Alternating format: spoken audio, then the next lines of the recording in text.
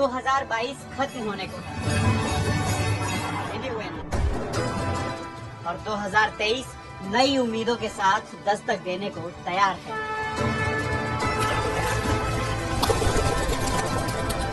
नए साल की नई शुरुआत के साथ ही भारत एक तमगा अपने नाम करने वाला है, most populated country in the world.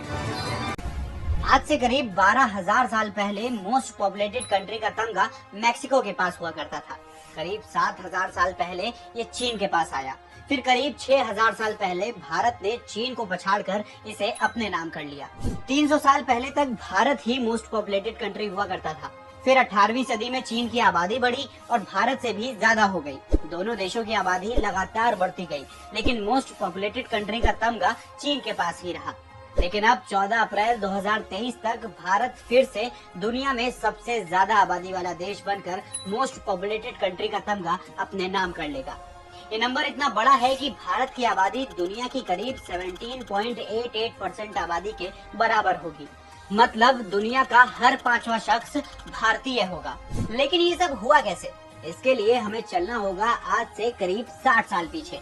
1963 में भारत का पॉपुलेशन ग्रोथ रेट था 2.30%, वहीं चीन का 3.26%, जिसे कंट्रोल करने के लिए दोनों देशों ने कुछ पॉलिसीज बनाई।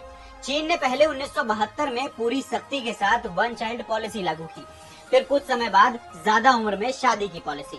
ऐसे ही भारत में 1975 में इमरजेंसी के दौरान लाखों गरीबों की जबरन नसबंदी कराई गई, जिससे लोगों में फैमिली प्लानिंग की पॉलिसी के खिलाफ बगावत भर गई। नतीजा, आज चीन की पॉपुलेशन ग्रोथ रेट -0.01% है, वहीं भारत की 0.7%, जिसे नेगेटिव होने में करीब 40 साल लगेंगे। अब अगर पॉपुलेशन बढ़ेगी तो कुछ चुनौतियां भी आएंगी और कुछ फायदे भी होंगे। पहले बात करते हैं चुनौतियों की। बढ़ती आबादी के साथ पॉपुलेशन डेंसिटी भी बढ़ेगी। फूड कंजम्पशन बढ़ने के साथ हंगर इंडेक्स में नंबर भी बढ़ेगा। प्रति व्यक्ति आय कम होगी। बढ़ती आबादी के साथ बेरोजगार और माइग्रेंट्स भी बढ़ेंगे।